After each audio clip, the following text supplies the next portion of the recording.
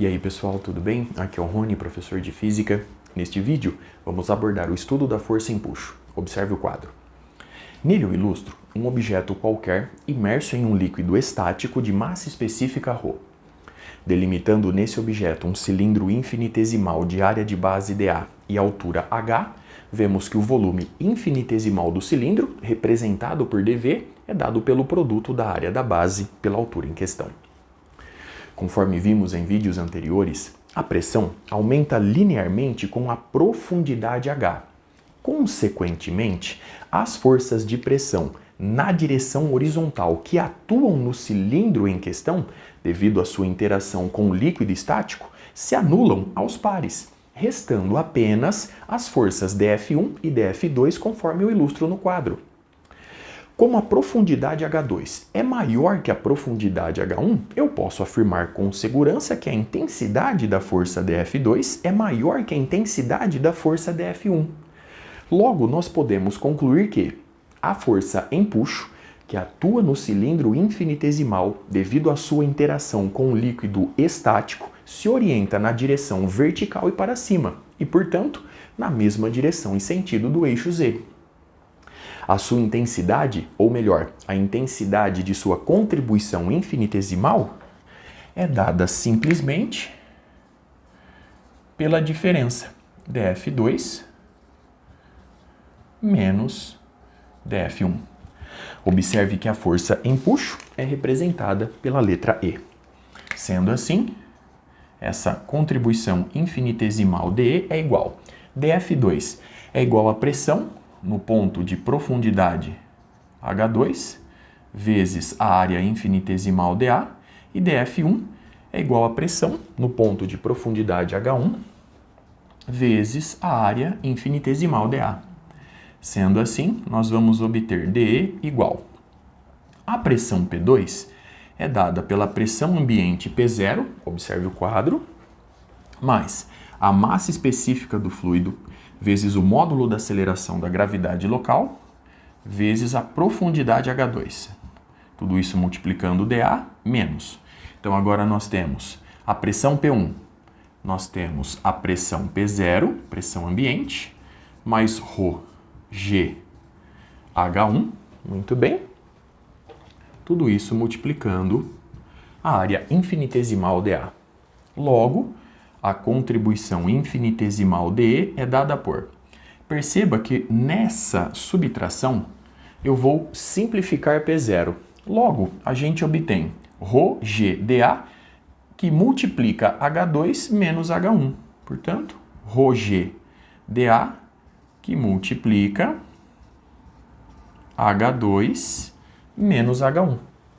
Agora, H2 menos H1 é justamente Hzinho. Logo,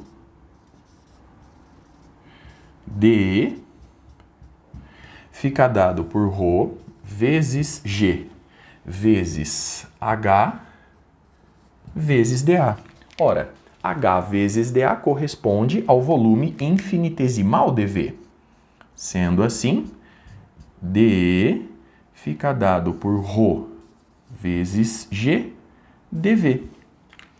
Somando agora todas as contribuições infinitesimais dE, fazendo a varredura de todo o volume do corpo em questão, a gente obtém que a intensidade da força empuxo, representada pela letra E, é igual.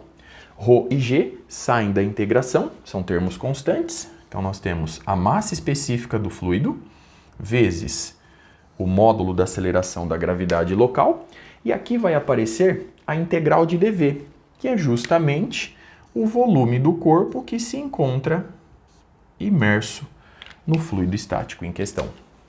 Sendo assim, a intensidade da força empuxo é igual à massa específica do fluido estático vezes o volume do corpo que se encontra imerso vezes o módulo da aceleração da gravidade local.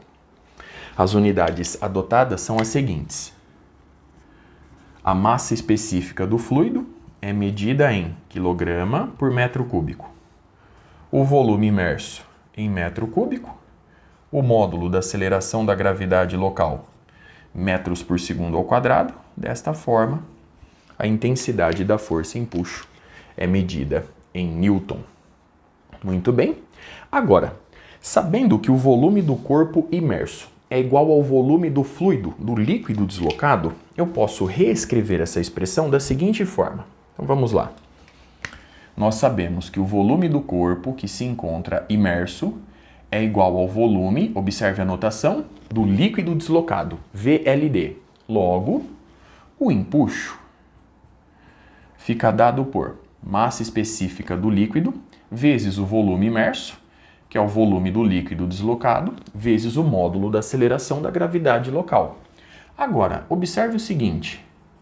O produto da massa específica do líquido pelo volume de líquido deslocado é justamente a massa do líquido deslocado.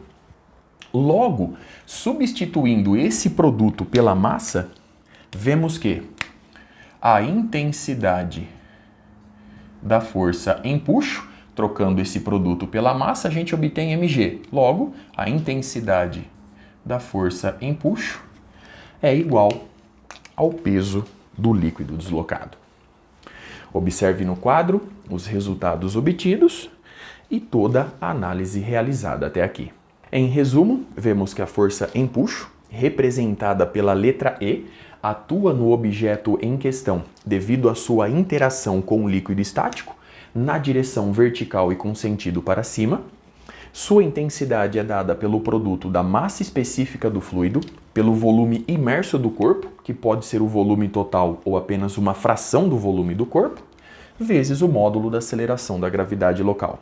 Ou ainda, você pode calcular a intensidade da força empuxo simplesmente calculando a intensidade do peso do líquido deslocado, princípio conhecido como princípio de Arquimedes.